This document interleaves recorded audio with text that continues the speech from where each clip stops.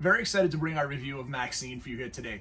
My most anticipated movie of 2024 was Maxxxine. For anyone that's watched the channel for a little while, you absolutely know I loved X. I thought Pearl was incredible. I think Mia Goth gave one of the great acting performances in horror history in Pearl, especially that monologue at the end. So when I saw that Ty West and Mia Goth were making a third part to this movie, Maxxxine, that would take place in the 1980s, I was very excited. I'm a little disappointed today that I'm not shooting this review for you in my 88 Fox Body Mustang, which is sitting in my garage because it's raining out, because this is like the most 80s movie I've seen in a long time. When the movie started, all I could think of was like, this is like Grand Theft Auto Vice City horror.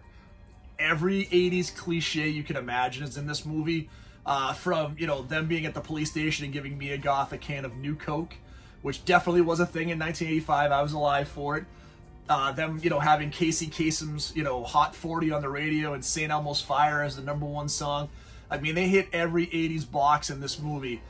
And for good and bad, right? As the movie started, I kind of got this vibe of American Horror Story 1984, where there was a lot of 80s stuff that was kind of crammed in. And I felt the same way with Maxxxine, which is a little bit of a shame because when I watched X, the 1970s setting in X felt really, it felt real. Like, it felt like we were shooting a movie in that period, and that the period of the movie wasn't the dominant part of the movie. The same thing with Pearl. And while Pearl, it was more dominant because it was like 1918, the end of World War I, it was the Spanish flu pandemic, but it still felt like that was a lived-in universe in 1918.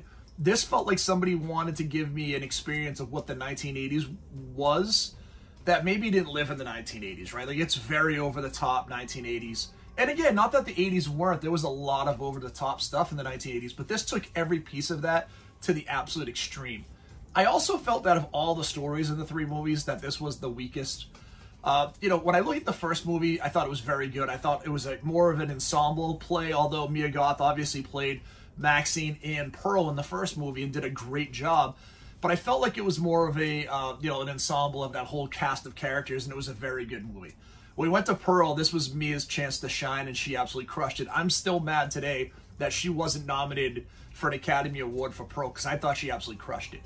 When we got to Maxxxine, what I felt was interesting is this movie obviously had the biggest budget. It had the most interest from people outside of that normal A24 horror range, because we had some great cameos in the movie, or not even cameos, but secondary characters that were played by big name actors, right? We had Kevin Bacon, we had Giancarlo Esposito, who both played great caricature parts. Like, they were really fun, but they were also super over the top.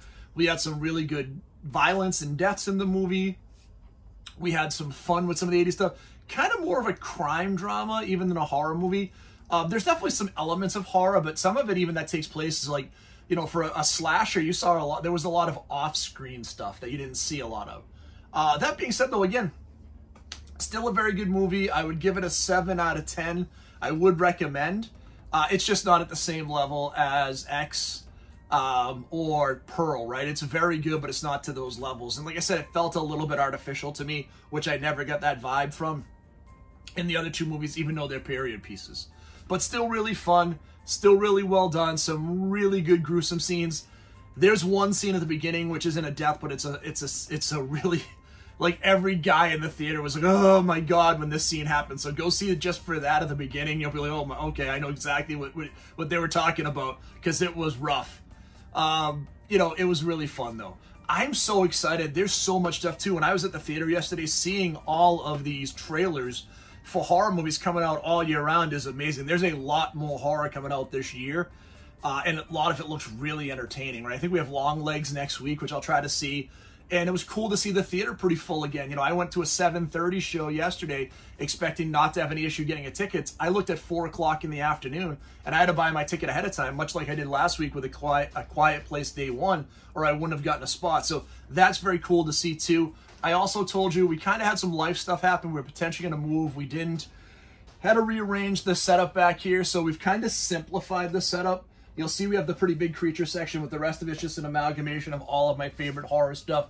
I want to try to keep this a little less cluttered, so it's a little easier to see the background as we're shooting stuff in the movie, in the videos.